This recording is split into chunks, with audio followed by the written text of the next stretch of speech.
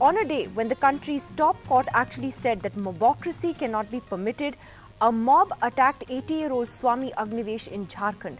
They punched and kicked him. The members of the crowd who did this allegedly belonged to the BJP Yuva Morcha. The mob was chanting Jai Shri Ram as Swami Agnivesh was pushed to the ground. All of this happening on a day when the Supreme Court said that violence cannot be allowed to become the new normal, that in times of chaos and anarchy, the state has to act positively, responsibly, that hate crimes as a product of intolerance, ideological dominance and prejudice ought not to be tolerated, lest it results in a reign of terror. और एकदम गंदी गालियां देते हुए बहुत माँ बहन फिर पता नहीं क्या क्या लाद घूसों से, और मैं हाथ जोड़ रहा हूँ बार बार, भाई बात क्या तो मुझे सुन भी नहीं रहे वो, न बता रहे किस लिए क्या गुस्सा है, और मारते मारते मुझे नीचे गिरा दिया। मैं आराम से नीचे गिरा, फिर मेरे कपड़े फाड़े। मैं चाहता हूँ कि जो भी कैमरे पे CCTV पे है वो, और आप लोगों के कैमरे में जो लोग भी पहचान में आते हैं, उनके खिलाफ इस जानलेवा हमले के लिए पुलिस प्रशासन कार्रवाई करे। And this is what the Supreme Court said today, asking Parliament to pass a new law to deal with mob lynchings. After a series of often fatal lynchings by self-professed cow protectors, the Supreme Court today had strong words, but also what the states should do, not just on cow vigilantism, but other lynchings as well. The court has recommended the Parliament to come up with a new law against lynching, which will have adequate punishment and also instill a sense of fear. But that's not it. They also came up with detailed guidelines which all states and union territories have to apply from today and come back to the court within 4 weeks with a compliance report. States should create a special task force to prevent lynchings and identify people involved in spreading fake news, hate speeches. Duty of every police officer to disperse a mob, notable given the images from Hapur lynching last June, where the police allegedly failed to prevent a murder. Within 1 month from today, states have to prepare a compensation scheme. And any lynch victim's family or a survivor must be paid within 30 days. The Supreme Court also wants designated trial courts in each sensitive district and the trials fast-tracked. किसी भी तरह के crime के हम खिलाफ हैं और state governments को समय समय पर सेंट्रल गवर्नमेंट एडवाइजरी भी देती है, स्टेट गवर्नमेंट्स को सुझाव भी देती है और कहती भी है कि इस तरह के क्राइम्स के साथ, क्रिमिनल्स के साथ किसी भी तरह की नरमी नहीं होनी चाहिए. An old BJP ally endorsed the Supreme Court order.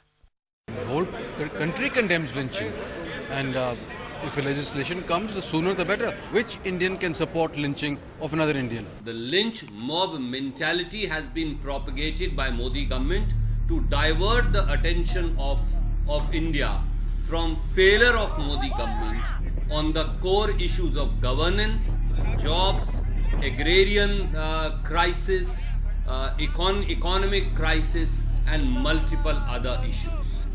The victims of lynching have varied, from Muslims and Dalits accused for smuggling cows to the homeless sadhus, and the latest in Karnataka, where a United Kingdom educated techie working in an MNC was killed last Saturday. Warning that if lynchings are not stopped, the Supreme Court wrote, when any core group with some kind of idea to take the law into their own hands, it ushers in anarchy, chaos, disorder, and eventually there is an emergence of a violent society. With Sonal Mehrotra Kapoor, Shruti Menon for NDTV. And joining us on the program this evening, Tehseen Poonawala, who has been one of the petitioners in this case in the Supreme Court. Harshmander, social activist and writer, someone who has been working and travelling with other activists to all these places where lynchings have taken place for some time now. Vrinda Grover has also been working closely on this. She's a senior advocate of the Supreme Court. Here in the studio with us, Raghav Avasthi, member of the RSS and lawyer, author Shantanu Gupta. And we're also being joined by Naeem Rabbani, who himself was a victim of mob violence when there were rumours spread that his hotel in Jaipur was allegedly serving beef, and he, barely made it out alive as a result of that. Let me take the question to you first, Harshmander. Do you believe that today's Supreme Court ruling will make an impact, that it will force states to come up with a law to deal with mob lynchings? And more importantly, will that even help? No, I think actually, we need to understand what has led to the fact that there's been this almost an epidemic of lynching over the last 4 years. 97% of the cow-related violence, according to India, spent after 2010 has happened after 2014. And we need to understand what has happened here. I think, a new law will be welcome. But I don't think that there's, the problem is that there's not a strong enough law, and that is why lynching is getting out of hand. There's enough in the Indian Penal Code, and Vrinda is here, I'm sure she'll be able to elaborate on that can already address cow lynching. I think that we have to recognize that there is a huge enabling environment for hate violence, for people to act out this kind of violence. We have a situation where leaders of the ruling establishment, ministers, valorize, make heroes of people who kill and attack, particularly Muslims. And we have a police force which is registering cases against the victim and not against the accused. And so I think we are facing a social crisis, a political crisis, a crisis of governance. And a law is only going to be a small part of healing all of that. I think that's an important point, that a new law would be welcome, but perhaps would only be a small part of that. Tehseen, when you went with this petition to the Supreme Court, it was about largely about the cow vigilante mobs, etc. at that time, and today at least the court has taken note of all the lynchings that we've this lynching epidemic that we've seen happening in recent weeks and months. Do you really believe that this will help?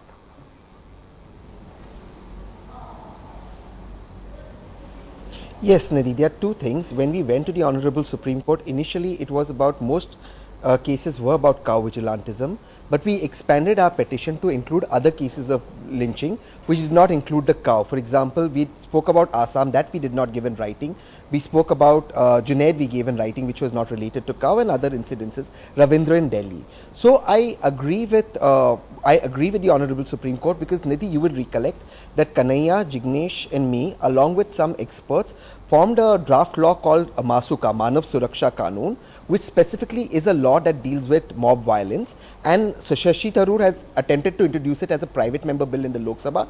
KTS Tulsi has already introduced it as a private member bill in the Rajya Sabha. Now this bill is a comprehensive bill, and we also presented to the Honorable Supreme Court. Before I get into the merits and the demerits of another law, because many may say it's not needed, let me just tell you one thing where I slightly disagree with Harsh Ji, is that most cases are not against a particular religion or a particular caste. Most cases of mob lynching or mob violence happens against women, Nidhi. Women are termed as witches or sex workers, and they are lynched. The second most cases is against transgenders. The third is against migrant laborers. So there is a massive epidemic here, and this has now started to spread, where any rumor that takes ground is gathered, like we saw in Assam and Karnataka yesterday, and that's leading to these cases. Therefore, a specific law is needed, because it exposes those who benefit politically from these kinds of rumor mongering or this kind of fear mongering. For example, in the Assam case, a case was created, forget religion, it's Assamese versus outsiders. So there is somebody who's benefiting politically from it, somebody who's benefiting socially and economically for it, and for that a new law is needed that puts the onus and the responsibility on the district magistrate, on the government of the day. The problem though, Vrinda Grover, is that all of that may be very well. There, I think, already are laws under which you can technically deal with all of this, and perhaps the time has come for a specific law to deal with mob violence, as the Supreme Court says. But when, as Harsh Mandar pointed out, you do have an enabling environment, when Jayant Sinha can garland those who are convicted of lynching, okay, a BJP MP can also defend those who are convicted of lynching, then the political message that goes out is that we support you, you can get away with this. Absolutely. Nidhi, before I get into it, I want to say that I think the Supreme Court judgment is a very significant, it's telling the nation, it's telling the state, it's speaking to the people, it's speaking to all of us, but particularly to those in the executive as well as those who are the state functionaries.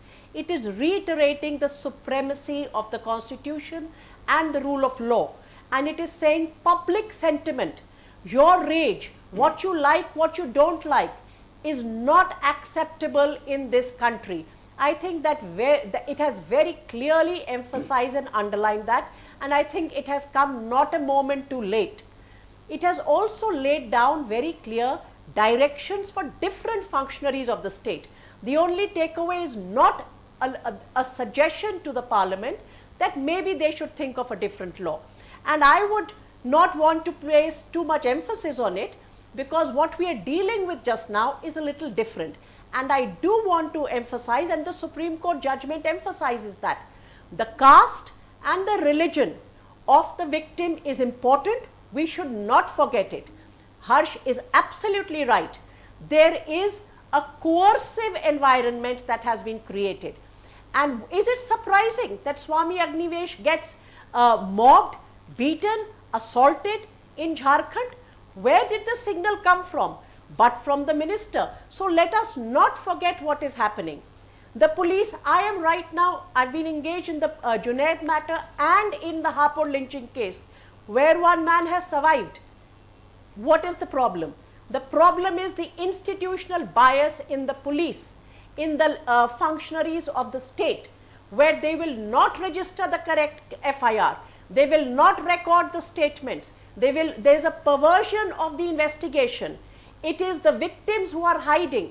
How is bail being granted? One of them has already been released on bail. How did it happen? Where is that nodal officer that is said on the affidavit of the state of UP to the Supreme Court?